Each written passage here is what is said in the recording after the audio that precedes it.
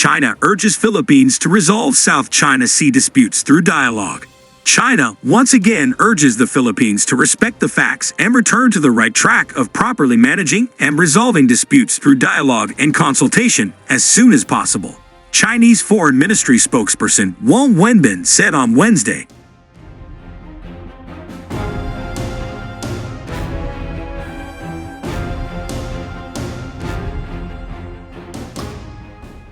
In response to a query concerning an open letter by Philippine Defense Secretary Gilberto Teodoro Jr., Wang said at a daily news briefing that the Philippines keeps accusing China of intimidating smaller countries without mentioning at all the Philippine occupation of and encroachment on China's territory in Nansha Qundao. That is a real propaganda trap, said Wang. On the issue of Renajiao, it's not the size, but the behavior of a country that determines who is right and who is wrong, Wang said.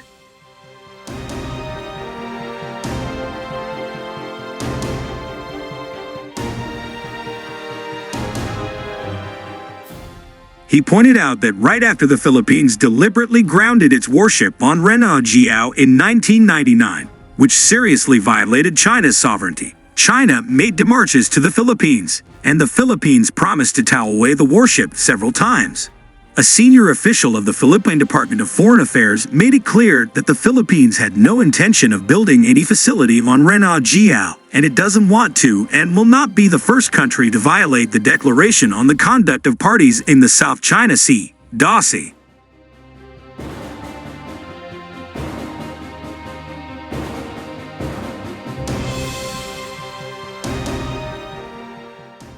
But 25 years on, not only hasn't the Philippines fulfilled its promise to tow away the warship, it has even attempted to send construction materials for large-scale repair and reinforcement of the warship in order to build permanent structures on Renajiao, Wang said, pointing out that the Philippines has gone back on its words and stirred up trouble to provoke China. He said the behavior of the Philippines not only breaches the understandings between the two sides on handling the Renajiao issue, but also violates the DOS, especially its Article 5 on refraining from action of inhabiting the presently uninhabited islands, reefs, shoals, cays, and other features.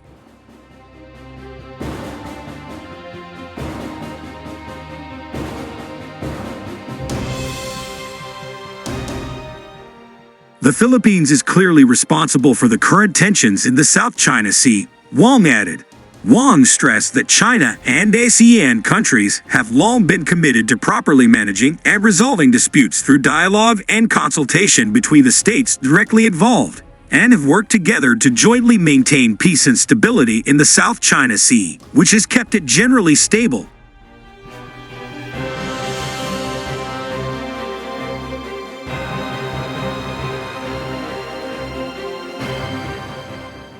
However, for some time, the Philippines has been pulling non-regional actors into South China Sea affairs to back Philippine provocations and the violation of China's sovereignty, he said, adding that the Philippines has been pursuing selfish gains at the expense of the consensus reached by countries in the region. This is the main reason why the situation in the South China Sea has escalated and become more complicated, he said.